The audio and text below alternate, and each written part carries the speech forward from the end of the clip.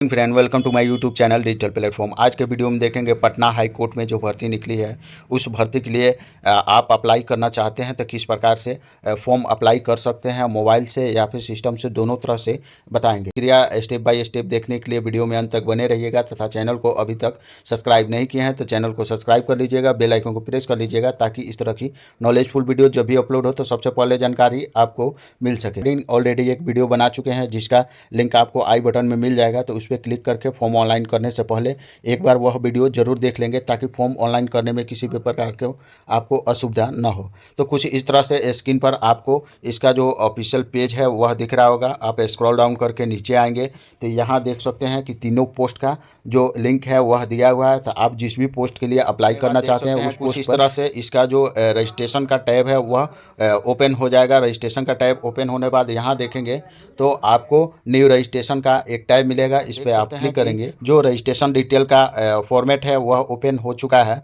तो आपको सबसे पहले नेम एंटर करना है, फिर यहाँ से कैंडिडेट नेम री एंटर करके कंफर्म करेंगे। इसके साथ ही यहाँ से आपको सेलेक्ट करना है कि मैट्रिक में कुछ और नाम है और इस तरह का कुछ और नाम है। यदि दो नाम है तो यहाँ यस पे क्लिक करके और यहाँ अपना जो चेंज नाम है वह एंटर करेंगे, या फिर एक ही नाम है तो आप यहाँ से सिलेक्ट ऑप्शन पर से नो कर देंगे।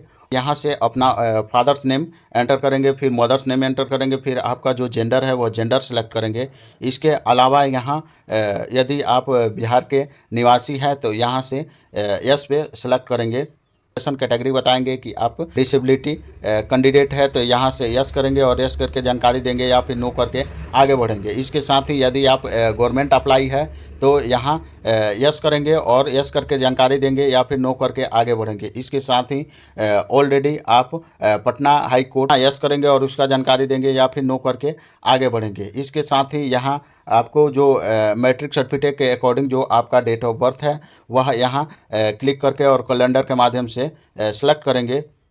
वही मोबाइल नंबर री एंटर करके कंफर्म करना है, फिर यहाँ से आप ईमेल आईडी एंटर करेंगे, फिर यहाँ से ईमेल आईडी एक बार री एंटर करके कंफर्म करेंगे। इसके साथ ही यहाँ नीचे में आएंगे तो आपको एक डिक्लेरेशन बॉक्स दिखेगा, इसमें आप चेकआउट करेंगे और फिर नीचे में यहाँ दिखेगा, इस पे आप यह सभी जानकारी भरने के बाद क्लिक करेंगे। क्लिक करने के बाद यहाँ देख सकते हैं कि जो भी आप रजिस्ट्रेशन में डिटेल भरे हैं उसको बारी बारी से वेरीफाई करने का ऑप्शन मिल रहा है। तो आप वेरीफाई कर लेंगे कि आपके द्वारा भरी गई जानकारी सही है।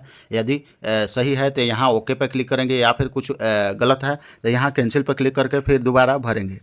सकते हैं कि कुछ इस प्रकार से सक्सेसफुली आपका रजिस्ट्रेशन हो जाएगा और आपके मोबाइल नंबर और ईमेल आईडी दोनों पर मैसेज मिल जाएगा। इसके साथ ही रजिस्ट्रेशन में जो भी जानकारी आपने फिल किया है वह आपको देखने को यहाँ से मिल जाएगा। आप देखेंगे कि यहाँ एक इसका चाहे तो आप प्रिंट भी ले सकते हैं, प्रिंट का ऑप्शन दिया हुआ है, या फिर इसी टाइप पर आप आगे बढ़ना चाहते हैं तो नेक्स्ट पे क्लिक करेंगे, या फिर यहीं से बैक होना चाहते हैं तो रिटर्न टू होम पे अगला देख सकते हैं कि रजिस्ट्रेशन का जो प्रोसेस है वह कंप्लीट हो चुका है और अगला टैब ओपन हो चुका है पर्सनल डिटेल का। फिर यहाँ से नीचे में आएंगे तो जो भी आपका करस्पेंडेंस एड्रेस है उसके रिगार्डिंग जानकारी फिल करना है तो आप यहाँ विलेज नेम एंटर करेंगे, फिर यहाँ पोस्ट नेम एंटर करेंगे, फिर आपको यहाँ से अपना स्टेट सेलेक्ट करना है, फिर डिस्ट्रिक्ट का नाम एंटर करेंगे, फिर यहाँ से कंट्री में यदि आप इंडिया से है तो इंडिया रहने देंगे और फिर यहाँ आपको अपना पिन कोड एंटर करना है। पिन कोड एंटर करने के बाद फिर देख सकते हैं यहाँ पे एक बॉक्स मिलेगा परमानेंट एड्रेस का, यानी आपका कोरेस्पेंडेंस एड्रेस ही परमानेंट एड्रेस है। तो बस इस बॉक्स में जो ही आप चेकआउट करेंगे तो जो भी जानकारी आप कोरेस्पोंडेंस एड्रेस में भरे हैं वही जानकारी यहाँ परमानेंट एड्रेस में भी फिल हो जाएगा। इसके साथ ही यहाँ से स्क्रॉल डाउन करके नीचे आएंगे तो यहाँ देख सकते हैं कि जो भी आप जिस पोस्ट के लिए अप्लाई करना चाहते हैं वह पोस्ट आपको यहाँ से सेलेक्ट करना है कि आप ट्रांसलेटर के लिए अप्लाई करना चाहते हैं या फिर ट्रांसलेटर कॉम प्रूफ रीडर के लिए अप्लाई करना चाहते हैं। इसके साथ ही यदि आप दोनों पोस्ट के लिए अप्लाई करना चाहते हैं तो नीचे में एक बोथ का भी ऑप्शन दिया हुआ है, तो इस पे आप क्लिक करेंगे तो हैं। फिर नीचे में यहाँ आएंगे तो प्रेफरेंस ऑफ द पोस्ट, यानी आपको यहाँ से पोस्ट सेलेक्ट करना है कि किस पोस्ट के लिए आप प्रेफरेंस देना चाहते हैं। तो ट्रांसलेटर आप जिस पोस्ट के लिए देना चाहते हैं उस पोस्ट को आप यहाँ से सिलेक्ट कर लेंगे। सिलेक्ट करने के बाद फिर यहाँ से आपको नेक्स्ट जो ऑप्शन है वह एग्ज़ाम सेंटर सेलेक्ट करने का ऑप्शन मिल जाएगा। आपको 3 एग्ज़ाम सेंटर सेलेक्ट करना है। ध्यान देंगे एग्जाम में आपको बताया गया था कि 3 ही एग्ज़ाम सेंटर है, पहला है पटना, दूसरा है हाजीपुर और तीसरा मुजफ्फरपुर। अपने सुविधा अकॉर्डिंग इसमें से एग्ज़ाम सेंटर सेलेक्ट करेंगे। यहाँ से अपना जो मैरिटल स्टेटस है वह सिलेक्ट करके बताना है। इसके साथ ही यहाँ फिर आप को एक आइडेंटिटी प्रूफ सेलेक्ट करना है। यहाँ देख सकते हैं, जिस भी क्लिक करेंगे तो आइडेंटिटी प्रूफ में driving licence, PAN card, passport, Aadhaar card, इसके साथ ही यहाँ वोटर आईडी कार्ड, इसके अलावा भी आप सेंट्रल या फिर स्टेट का कोई आईडी कार्ड है तो इसमें से आप सिलेक्ट कर सकते हैं। जो भी आईडी सिलेक्ट करेंगे ठीक उसके बगल में उसका यहाँ आइडेंटिटी नंबर एंटर करना एकदम मैंडेटरी है। इसके साथ ही यहाँ जो भी आपका मार्क है वह आपको यहाँ से एंटर करना है, यानी पहचान चिन्ह, तिल, मुहासे, कटा का जो भी का निशान है वह आप यहाँ से एंटर करेंगे। इसके साथ ही यहाँ नीचे में आएंगे तो यदि आप पे कोई क्रिमिनल केस है तो यहाँ यस करके जानकारी देंगे या फिर नो करके आगे बढ़ेंगे। इसके साथ ही यहाँ कोई आपके ऊपर एफआईआर है तो भी यहाँ उसका जानकारी देंगे या फिर नो करके आगे बढ़ेंगे। तो कुछ इस तरह से बारी बारी से जो भी जानकारी है यदि आप पे लागू होता है तो आप यस करेंगे और उसका जानकारी देंगे या फिर नो करके आप आगे बढ़ सकते हैं।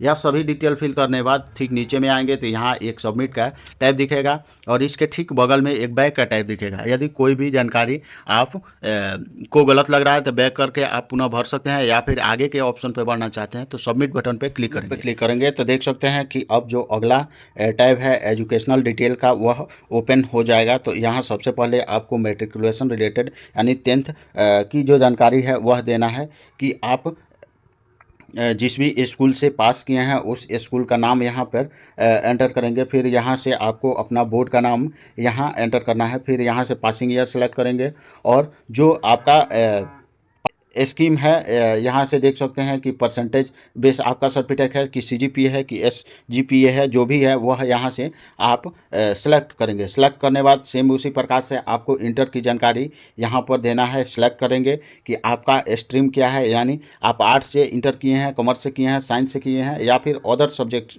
अदर स्ट्रीम से किए हैं तो आप अपने अकॉर्डिंग यहाँ से सेलेक्ट करेंगे। फिर यहाँ से स्कूल या कॉलेज का नाम एंटर करेंगे। फिर आप जिस भी बोर्ड से पास किए हैं वो बोर्ड का नाम एंटर करेंगे। फिर यहाँ से पासिंग ईयर सेलेक्ट करना है। सेम उसी प्रकार से यहाँ स्कीम आपको सेलेक्ट करना है कि आपका जो मार्कशीट है वह सीजीपीए है या फिर परसेंटेज बेस है। सेम उसी प्रकार से यहाँ नीचे में आएंगे तो आपको ग्रेजुएशन का डिटेल फिल करना है। तो आपको यहाँ से डिग्री का या कोर्स का नाम एंटर करना है, बीए, बीएससी, बीकॉम जो भी किए हैं आप यहाँ से एंटर करेंगे। फिर यहाँ से आपको इंस्टीट्यूट का नाम या फिर कॉलेज का नाम एंटर करना है। फिर यहाँ से इंग्लिश यहाँ ध्यान देंगे, दिया हुआ है कि whether process graduation with English of the subject from recognise university, यानी आपको यहाँ एक तरह से कंफर्म करना है कि आपने जो ग्रेजुएशन किया है वह इंग्लिश से किया है। यहाँ आप यस पे क्लिक करेंगे। इसके साथ ही आपको हिंदी का नॉलेज है तो यहाँ इस पे भी आप यस पे क्लिक करेंगे। नोटिफिकेशन में यह जानकारी दोनों मैंडेटरी फील्ड में दिया हुआ था। इसके साथ ही आप यहाँ से अपने यूनिवर्सिटी का नाम एंटर करेंगे जिस भी यूनिवर्सिटी से आपने ग्रेजुएशन किया है। फिर यहाँ से सेम उसी प्रकार से पासिंग ईयर सेलेक्ट करना है। फिर आपको यहाँ से स्कीम ऑफ मार्क्स सेलेक्ट करना है कि आपका जो मार्कशीट है वह सीजीपीए है कि परसेंटेज बेस है। इसके अलावा भी आपके पास कोई डिग्री या फिर डिप्लोमा है तो उसका जानकारी आप यहाँ से दे सकते हैं अदर कोर्स में, या फिर इसको छोड़ के आप आगे यहाँ पर बढ़ सकते हैं। मिनिमम 6 मंथ की क्वालिफिकेशन के लिए बोला गया है तो आप यहाँ सिलेक्ट ऑप्शन पे क्लिक करेंगे और यस पे क्लिक करेंगे और यहाँ नीचे आएंगे तो सबमिट पे क्लिक करेंगे। भर कर सबमिट करेंगे तो यहाँ देख सकते हैं कि एक अगला जो टैब है डॉक्यूमेंट्स अपलोड का वह ओपन हो जाएगा। तो आपको सबसे पहले यहाँ अपना फोटोग्राफ अपलोड करना है। तो ध्यान देंगे फोटोग्राफ अपलोड करने के लिए यहाँ जो इसका साइज़ है वो 50 से 100 KB के बीच होना चाहिए।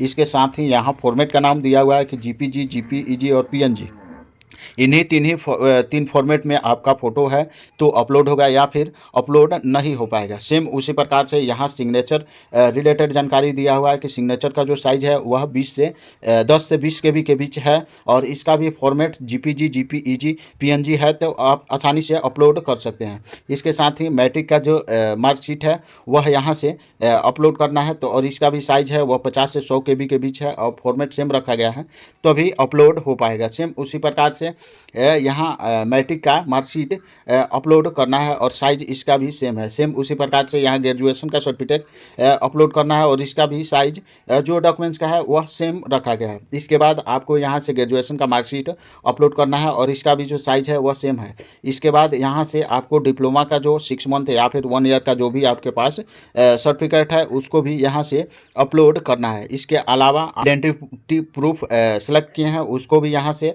अपलोड करना है और इसका भी साइज जो है वह सेम रखा है। अगले ऑप्शन में आपको डोमिसाइल सर्टिफिकेट आपको अपलोड करना है। बिहार राज्य के अंतर्गत आते हैं तो आपको डोमिसाइल सर्टिफिकेट यहाँ से अपलोड करना है। इसके साथ ही यदि SC ST EBC BC EWS NCL या फिर EWS कैंडिडेट है तो आप यह सभी कैंडिडेट के लिए यहाँ से जो आपका सर्टिफिकेट है कास्ट सर्टिफिकेट वह यहाँ से अपलोड करना है। इसके अलावा यदि और भी कोई डॉक्यूमेंट्स है जैसे अदर क्वालिफिकेशन सेलेक्ट किए हैं और भरे हैं उसमें जानकारी तो उसका सर्टिफिकेट आप यहाँ से अपलोड करेंगे और यह सभी सर्टिफिकेट अपलोड करने के बाद फिर पुनः यहाँ से सबमिट पे क्लिक करेंगे। फाइल से कैसे साइज को घटा बढ़ा सकते हैं या फिर फॉर्मेट को चेंज कर सकते हैं उसका रिगार्डिंग एक ऑलरेडी वीडियो बना चुके हैं तो उसका जो लिंक है वह आई बटन में मिल जाएगा तो उस पर आप क्लिक करके देख सकते हैं कि आप अपने डॉक्यूमेंट्स फ़ोटो और सिग्नेचर को किसी भी